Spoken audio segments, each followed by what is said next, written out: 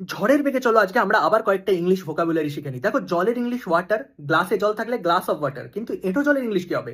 এঁটো খাবারের ইংলিশে বা কি হবে? এক গ্রাস খাবারের ইংলিশ কি হবে? বাসি খাবারের ইংলিশ কি হবে? অবশিষ্ট খাবারের ইংলিশ কি হবে? তো চলো এই ধরনের ভোকাবগুলো আজকের এই ছোট্ট ভিডিও থেকে শিখে নেওয়া যাক। দেখো, এঁঠো জলের ইংলিশ হচ্ছে লিফট ওয়াটার বা সিপড ওয়াটার। ঠিক আছে, এবার লিফট ওয়াটার দেখো আমরা ঠোঁট ঠেকানোকে বলছি, আর সিপ মানে যেহেতু চুমুক দেওয়া, সেই জন্য সিপড ওয়াটার মানে হচ্ছে যেটা চুমুক দিয়ে এঁঠো করা হয়েছে সেই জলকে বোঝানো হচ্ছে। মাথায় রাখবে, সিপ যেহেতু চুমুক দেওয়া সেই জন্য শুধুমাত্র লিকুইডের ক্ষেত্রেই সিপ্ট কথাটা ইউজ করতে পারবে, কিন্তু লিফট মানে যেহেতু ঠোঁট ঠেকানো সেই জন্য এটা খাবারের ক্ষেত্রে ইউজ করা যাবে। মাথায় ঢুকলো? তাহলে লিফট ওয়াটার বা সিপ্ট ওয়াটার। এবার হচ্ছে বাসি খাবার। বাসি খাবারের ক্ষেত্রে আমরা ইউজ করবো স্টেল ফুড।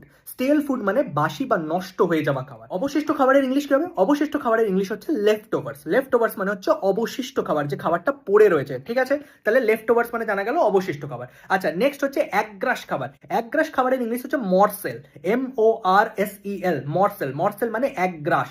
এক গ্রাস খাবারকে আমরা মরসেল বলি। আচ্ছা, নেক্সট হচ্ছে এঁঠো খাবার। এবার ভালো করে বুঝতে হবে একটা কনসেপ্ট, সেটা হচ্ছে যে ইংরেজি ভাষায় এঁঠো বলে কিন্তু কোনো কনসেপ্ট নেই। ওরা কোনোদিনই এঁঠো জিনিস বলে কিছু মানে না, এটা আমাদের কালচারের জিনিস। যেহেতু আমাদের কালচারের জিনিস, ফলে ইংলিশে কোনো ওয়ার্ডও নেই। আমাদেরকে কি করতে হবে? আমাদেরকে ওর কাছাকাছির কোনো একটা ইংলিশ ওয়ার্ডকে এখানে ইউজ করতে হবে। তো দেখো, এঁঠো খাবার হিসেবে নর্মালি যেটা আমরা ইউজ করে থাকি সেটাকে বলে অট ফুড। ORT, অট ফুড।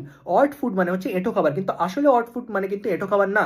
তার মানে হচ্ছে যে ধরো আমি কোনো একটা খাবার খাচ্ছিলাম, সেটা হাফ খাবার খেতে খেতে আমার একটা ফোন এলো আর আমি উঠে ফোনটায় কথা বলতে চলে গেলাম, তাহলে ওই যে হাফ খাবারটা পড়ে রয়েছে সেইটাকে অট ফুড বলে। মানে ছোট ছোট পোর্শনে তোমার যে খেয়ে নেওয়া খাবারটা পড়ে আছে সেটাকে অট ফুড বলা হয়, কিন্তু সেটা কিন্তু এঁঠো খাবার না। হ্যাঁ, এবার এটা হতেই পারে যে আমাদের কালচারে আমরা যখন কাউকে দেখাবো যে ওর প্লেটে ওই খাবারটা টাচ করিস না, ওটা এঁঠো, আমরা এইভাবেই দেখাবো।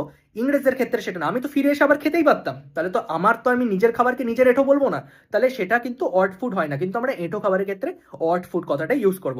তাহলে কি বললাম? এঁঠো জল হচ্ছে সিপ্ট ওয়াটার বা লিফট ওয়াটার, অবশিষ্ট খাবার হচ্ছে লেফট ওভার্স, একগ্রাস খাবার হচ্ছে মরসেল, আর এঁঠো খাবার হচ্ছে আমাদের অড ফুড। আশা করছি আমার এই ভিডিওগুলো থেকে তোমাদের ভোকাবুলারিটি একটু হলেও স্ট্রং হচ্ছে। যদি আমার ভিডিও ভালো লাগে অবশ্যই চ্যানেলটাকে সাবস্ক্রাইব করো, ভিডিওগুলোকে লাইক করো, বন্ধুদের সাথে শেয়ার করো।